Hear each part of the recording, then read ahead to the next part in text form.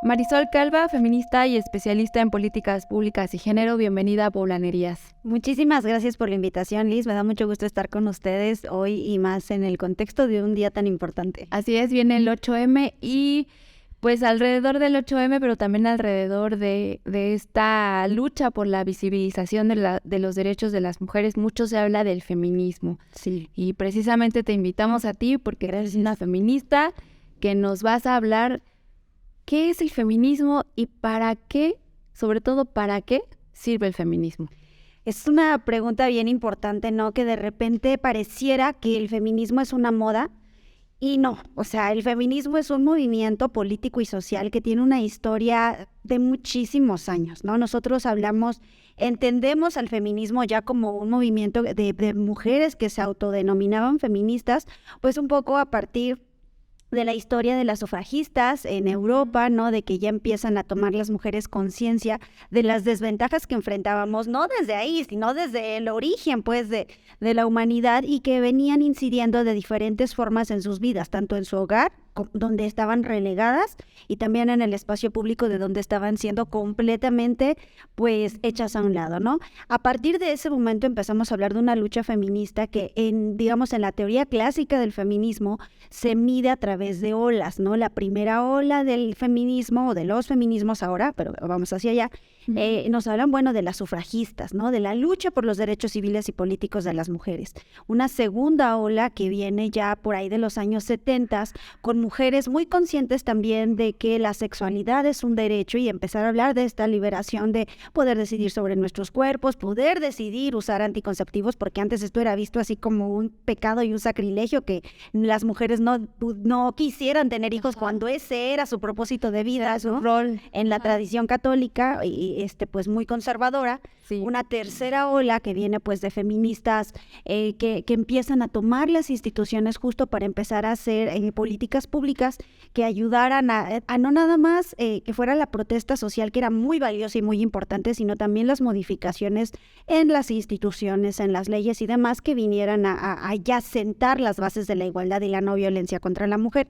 Y ahora que mucho se discute entre que sí o sí no, estar en la cuarta ola de los feminismos, ¿no? Precisamente como este movimiento está naciendo y está haciendo, ayer por ejemplo nos comentaba Liz Mejorada, que también ya estuvo aquí, que el feminismo es uno de los movimientos con mayor número de integrantes por todas las mujeres que se están movilizando tanto en Europa, tanto en América y en otros continentes donde, bueno, apenas con todas las restricciones, las mujeres salen a decir y hacer.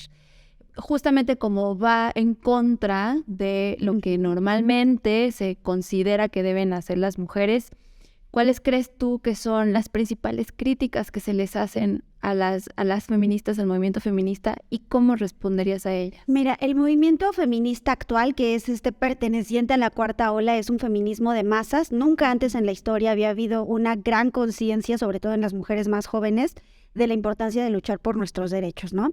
De repente nosotros ya vemos movilizaciones como la de 2020, que fue antes de la pandemia, sí, muy grande. Hablaban de una primavera feminista. Sí. El año pasado, ya post pandemia, todavía estaban en la pandemia, pero en la Ciudad de México se reportaron una asistencia de 75,000 mujeres marchando el 8M en Ciudad de México, pero recordemos que esto fue por todo el país. Entonces, verdaderamente hablamos del feminismo de masas, ahora sí.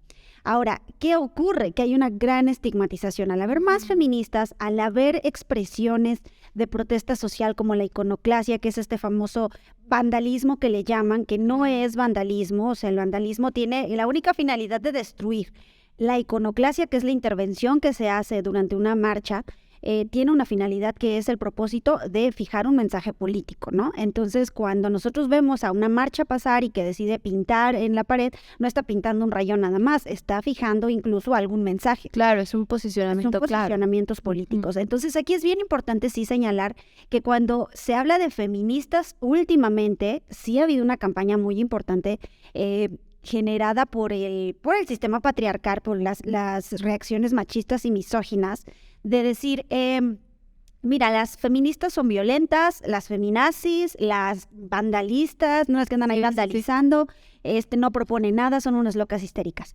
todo este tipo de señalamientos son señalamientos justo que emanan de un sistema patriarcal. La histeria fue una enfermedad mental creada por hombres para, como calificar a las mujeres, ¿no? Bueno, curiosamente la cura era masturbarlas, ¿no? Entonces, este tipo de cuestiones que debemos ya de erradicar, las mujeres feministas que nos asumimos como feministas, no tenemos nada que ver con los nazis mataban, las mujeres feministas no matamos a nadie. Este término de feminazi es un discurso de odio que debemos erradicar profundamente y ser muy claros en decir, no es feminazi, es feminista, las mujeres no matamos a nadie, los nazis sí mataban. El decir no es vandalismo, es iconoclasia, y el decir que somos un movimiento que está saliendo a marchar, no porque no tenga nada que hacer en su casa. O sea, yo creo que las mujeres, si tú les preguntaras qué prefieres, marchar o hacer alguna otra actividad que disfrutes y ames, pues preferirían hacer la otra actividad, pero lo que nos está llevando a las calles es justo este nivel de violencias y falta de igualdad que se vive. Fíjate, ahora que mencionas esto de la referencia hacia los nazis, hace unos meses en un foro que organizaron aquí en el Congreso de Puebla, la diputada Nora Merino decía que por más radical que fuera el feminismo, nunca había matado. Claro. Y el patriarcado, ¿no? 11 mujeres al día. Y otra cosa también que ahorita estás mencionando, que es, no marchamos por gusto, marchamos porque ya nos asesinaron a una hermana, a una compañera, a una amiga, a una madre, a una tía, a una sobrina. Entonces no es decir, marchan porque no tienen otra cosa que hacer. Precisamente, marchan porque tienen este mensaje. Sí. Y justamente hay mujeres y hombres criticando o haciendo estos comentarios y un discurso de odio en internet y en todos lados. Pero justamente, ¿cuál es el papel entonces de los hombres frente al feminismo? ¿Qué pueden hacer? Mira, una autora que me gusta mucho que se llama Chimamanda Ngozi Adichie, ella es una autora nigeriana. Ella dice que todos deberíamos ser feministas, todos deberíamos ser feministas. Es muy polémico esto que ella señala, sin embargo es muy importante decir, a ver, las mujeres estamos haciendo la parte que nos toca, el cuestionar, el debatir, el activarnos, pero ¿qué están haciendo los hombres? O sea, a ver, estamos protestando contra una violencia feminicida y las diferentes formas de violencia que ejercen hombres. Entonces, si los hombres no asumen la conciencia de la parte de la resolución que les toca de este problema, vamos a permanecer todavía las mujeres nadando contracorriente, porque a medida que nosotras pues avanzamos, hay una resistencia. Dice Michel Foucault, donde hay poder hay resistencia. Y nosotras estamos en una lucha por ese poder. No es que queramos tener el poder y entonces ahora nosotros hacerles lo que ellos nos hicieron. Las feministas no buscamos revancha, buscamos reivindicación, y eso es muy importante saberlo, ¿no? A medida que avanzamos hay una resistencia del patriarcado para frenar ese avance, ¿no? Entonces de repente vemos que más mujeres toman conciencia de sus derechos, que más mujeres quieren salir de relaciones violentas y entonces hay más feminicidios y más violencia. Justo esa parte les toca a los hombres y la tienen que empezar a asumir, el decir, a ver, tal vez yo no voy a decir que soy feminista, pero sí puedo empezar a trabajar en nuevas masculinidades, en si soy papá, ejercer una paternidad responsable, en si tengo una novia, dejar a un lado los celos y los mitos del amor romántico y empezar a tener una relación más responsable y de forma más igualitaria. Entonces, los hombres no pueden ser hechos a un lado así de que esta es nuestra lucha, ustedes quítense y váyanse, porque realmente necesitamos que también asuman parte. Que ellos también asuman esta parte de revolución de la conciencia, de darse cuenta que lo que aprendieron de sus abuelos, de sus padres, lo que ven con sus amigos, no es un modelo a replicar. Claro. O sea, que está mal, que sea muy normal.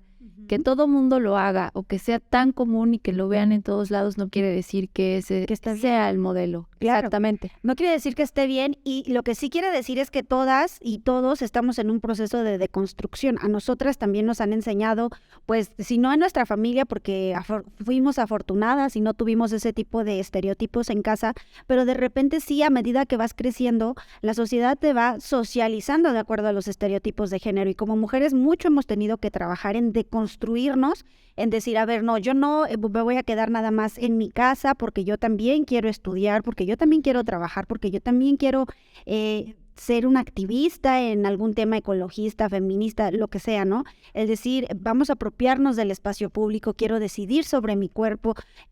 Todas estas cuestiones no nos las enseñan en casa, no al menos en esta generación que estamos saliendo a marchar. Cada vez me da esperanza ver a mujeres más y más y más jóvenes llegando al feminismo. Muchas de las emociones que llevan a las mujeres a marchar los 8M o los 25 de noviembre, pues es la digna rabia, ¿no? Este coraje, esta frustración, esta impotencia, Sí. pero también voy viendo a medida que van pasando las marchas, ya cuando vamos, pues ya haciendo historia en este movimiento, ¿no? De mantenernos en la lucha, que cada vez más mujeres jóvenes se van sumando, y ya no todos desde la digna rabia, sino también desde el decir, aquí me cargo de pila, aquí me lleno de sororidad, aquí esta energía me motiva, me llena, me hace ver que no estamos solas, porque justo una de las estrategias del patriarcado ha sido aislarnos, así como mujeres juntas ni difuntas, el peor enemigo de una mujer es otra mujer, Sí. Entonces rivalizar, porque eso es lo que le Divide y vencerás. ¿no? Divide y Finalmente. vencerás. Entonces sí es muy importante que empezamos a ver un cambio de conciencia en las generaciones más jóvenes, en decir, me voy a sumar a la marcha, tal vez no he vivido, gracias a Dios, todas estas violencias, pero no necesito vivirlas para ser ni asumirme como feminista, ¿no? Entonces esto es muy importante. Muy bien. Ahora, una parte de lo que mencionabas, que el feminismo lo que busca es ser más igualitario, buscar que hombres y mujeres sean iguales, no que las mujeres sean ahora las que dominen. ¿Cómo construir una sociedad más justa desde el feminismo? Mira, desde el feminismo, y esto es muy importante aclararlo, lo que buscamos es derribar este sistema patriarcal, porque el sistema patriarcal lo que está haciendo es reproducir desigualdades, reproducir discriminaciones, y justo lo que queremos es tirar a este sistema patriarcal. Allá vamos, ¿no? Porque incluso el patriarcado, por supuesto que las principales afectadas del sistema como opera actualmente somos las mujeres, pero también este sistema patriarcal que solo quiere masculinidades hegemónicas, es decir, al macho, también está discriminando, por ejemplo, a las disidencias sexuales, también está discriminando a aquellos hombres que no se están alineando a los patrones establecidos por el propio patriarcado. Claro. Entonces, ¿qué se puede hacer desde el feminismo? Concientizar, teorizar, activarnos, seguir tomando las calles, seguir generando espacios de discusión y debate, porque al final esto es algo que se tiene que socializar. Entonces tenemos de gane que cada vez es menos, antes daba pena, decían muchas feministas, ahora ya más maduras, que daba pena decir que eran feministas. Ahora cada vez se va asumiendo ya más con firmeza el decir sí soy feminista, ¿no? Y con todo lo que eso aún implica. ¿Hacia dónde vamos? Hacia el decir soy feminista sin tener miedo al estigma, porque ya no haya un estigma, ¿no? Y que también empecemos a construir desde la igualdad, pero desde todos lados, desde la casa, desde las escuelas, desde los centros de trabajo, desde los partidos políticos, desde el propio gobierno. O sea, la igualdad es un tema que debe cruzar de forma transversal todos los aspectos de la vida, porque el patriarcado está enraizado en todos lados. O sea, el mundo tal cual lo conocemos hoy ha sido creado por y para los hombres, en beneficio de ellos. Y en su forma más violenta, pues desgraciadamente el feminicidio. ¿Cómo puede el feminismo atacar a esto que ocurre? O sea, ¿cómo podemos desde el feminismo hacer un combate frente a la violencia de género? Es muy importante el hablar, me parece, de la prevención. Ya el feminicidio es el máximo grado de violencia contra las mujeres. Un feminicida que termina matando a su novia, a la que fue su novia, a la que fue su esposa, a la que fue, no sé, vaya, alguna relación, no empezó un día con esa mujer y le dijo, oye, yo te voy a matar en 2 años. O sea, Claro. Esto fue un proceso. Todas las violencias que se perpetran con un componente de género van escalando, porque son círculos de violencia que van, pues, perpetuándose. Entonces aquí el hablar cómo desde el feminismo lo podemos combatir desde la prevención, desde la concientización de que el amor romántico nos ha acostumbrado a soportarlo todo por amor. A ver, eso es un mito, no es cierto. Quien te quiere, quien te ama, no te maltrata, no te lastima, no te hace llorar, no te cela, no te engaña. Entonces el empezar a la concientización de las mujeres y de los hombres también, porque pues no es como ustedes no entren, váyanse de aquí, o sea, a ver, si quieren escuchar, pues escuchen, no sean parte de la solución. Y el concientizar. Es muy importante las estrategias de prevención y a veces se dejan como lo menos importante y creo que ahí es desde donde podemos colarnos. O sea, el que haya feministas en las escuelas, que haya feministas en los gobiernos, que haya feministas en todos los lugares. Esa es la intención. No es quedarnos nada más en la calle, sino es ocupar los espacios desde donde podemos hacer cambios verdaderos, toma de decisiones y realmente transformar el sistema. O sea, ¿qué queremos? Feministas en todos lados, ¿no? Ok. Ya casi para finalizar, yo quisiera cerrar esta charla con una pregunta que la puedes responder desde el sentido que tú quieras, pero pues ¿tú qué crees que le hace falta a Puebla? Creo que a Puebla le hace falta igualdad, le hace falta conciencia de género y creo que con un poco también de voluntad política para cambiar las cosas. Igualdad, pues somos un estado donde aún se perpetúan muchísimas desigualdades y no hablo solo de la de género, o sea, hay diferentes tipos de desigualdades y también el tema de la falta de conciencia de género, eso sí creo, la perspectiva de género no ha atravesado a todos por igual, el ser un estado muy desigual lo que nos produce es que de repente muchas de las decisiones que se tomen sean sin tener una perspectiva de interseccionalidad. Cuando nosotros hablamos de feminismo, pues hablamos incluso desde el privilegio de decir, yo me asumo como feminista, pero ¿qué tal las mujeres que están viviendo algún tipo de violencia en la Sierra Norte, en la Sierra Mixteca, que probablemente si se les allegaran este tipo de herramientas, podrían estar transformando sus vidas? Entonces, pero también, por ejemplo, con ellas, ¿qué tipo de acceso, por ejemplo, para las mujeres que pues no están conectadas con una realidad por la que a lo mejor en zonas más urbanas se está hablando, se está discutiendo, se está abordando? Ellas, ¿qué onda? ¿Cómo le hacemos ahí? Mira, hay diferentes ramas dentro del feminismo. Hay una que se llama feminismo comunitario y llegó mucho a enseñar lo que las mujeres están autogestionando desde sus propios espacios. De repente el sorprendernos como mujeres aymaras, ¿no? Mujeres mapuches en otras zonas en Latinoamérica se están organizando y están teniendo sus propias teorías y sus propias herramientas y sus propias salidas a las problemáticas que enfrentan. Un poco el voltear a ver lo que está pasando en México porque pareciera que todo se concentra en las capitales, pero conozco colectivas de Cuetzalan, de Tehuacán, de Coxcatlán y ahí están empezando a hacer sus cambios. ¿Y qué colectivas que hicieron su primera marcha hace de 3 personas, de 10 personas? Exacto, sí.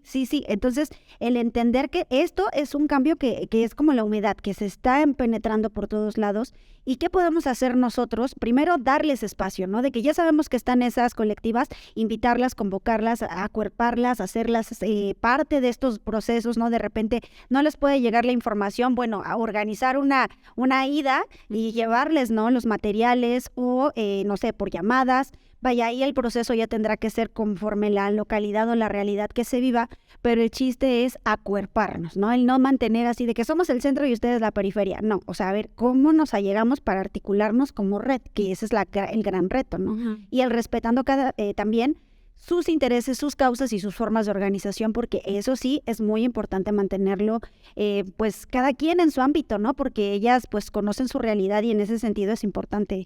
Sobre todo una realidad en la que, además de todo lo que ya conocemos del patriarcado, rige algo más, que es el uso y costumbre de todas esas comunidades, que es bien difícil para ellas hablar, por ejemplo, de un tema tan sencillo como lo vemos aquí desde el privilegio en una ciudad, como lo es, por ejemplo, la menstruación.